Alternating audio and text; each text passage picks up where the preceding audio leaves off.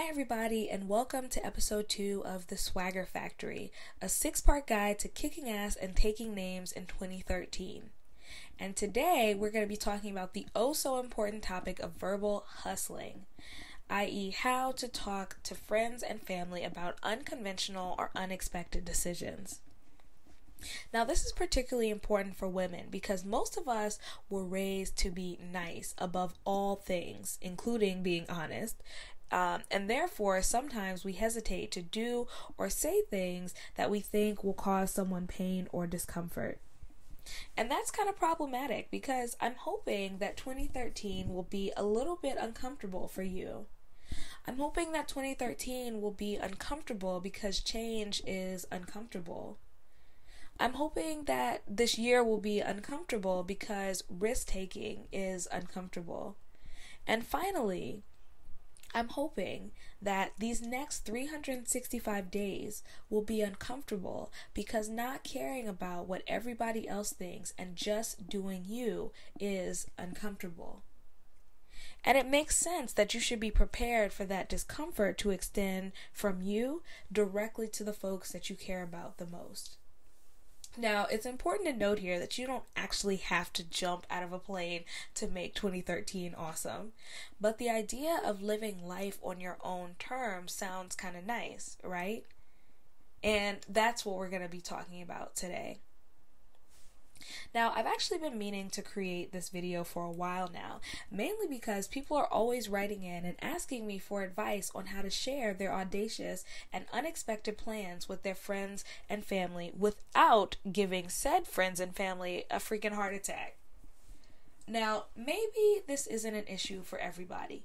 Some folks are blessed with an understanding, open-minded, and supportive cheerleading section that is willing to shake their pom-poms at the craziest, most unconventional lifestyles and career plans. In fact, all of us have this cheerleading section in our lives. These are the people who have been there, who have told us that we could do it when we felt like we couldn't. They're the people who pick us up when we're feeling down, who let us know that it doesn't make any sense to give up and that the world needs our gifts. But in addition to this cheerleading squad, we also deal with at least one or two of what I call the dream-killing trio being in our midst. Now, the dream-killing trio is a term that I've come up with to describe personalities of certain friends and family, and I'm sure as we go over them, you will find them pretty familiar. The first is the hater. The one who is disparaging, discouraging, and pretty hateful for no reason. And this can be a family member, it can be a friend of me, a mentor, a colleague, whoever it is. You may recognize this personality as one that you've seen again and again in a certain individual in your life. Number 2 is the warrior. Not to be confused with the warrior. The warrior is someone in your life who worries incessantly about everything, including your career, your love life, your kids, your health, everything. And typically we make decisions not to talk to this person about some of the things we're doing, or even not to do some of the things we'd love to do purely because we're afraid of worrying them. Number 3 is the pragmatist. The practical one, the one person in your life who loves statistics, they love convention, and they love telling you to be realistic. Now, you are going to be doing big things in 2013. I have no doubt in my mind. And that means that at some point, you will encounter someone who is either worried about you, hating on you, or too damn pragmatic for their own good. And whether purposeful or not, in the span of one conversation, any of these folks have the power to make you start second-guessing all of those choices you were so sure about a few minutes ago. So without further ado, here are 5 tools that every verbal hustler needs to have in their toolkit when they get ready to have one of those, hey, my life is changing, here's how, conversations with members of their dream-killing crew in 2013. Number 1, pick the right time. Timing is crucial. So your first obstacle, being the verbal hustler that you are or will be once this training is over, is to never have a potentially contentious conversation during an already contentious time. So, stressful holiday, probably not the best time to bring up a really huge and unconventional decision that you plan on making in 2013.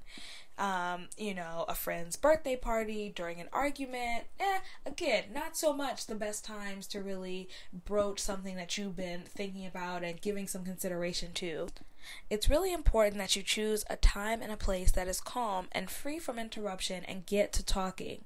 And depending on your relationship with the person, this could be over email, the phone, or in person, and it doesn't have to be a huge deal.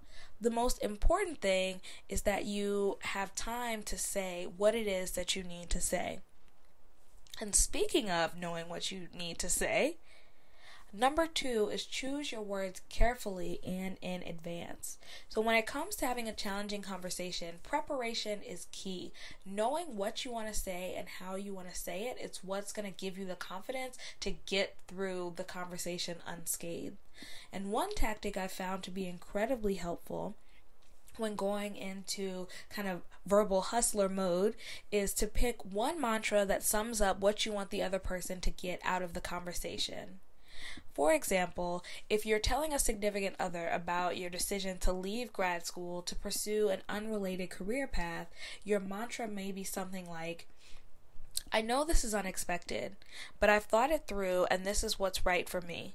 I'd really like your support as I explore next steps."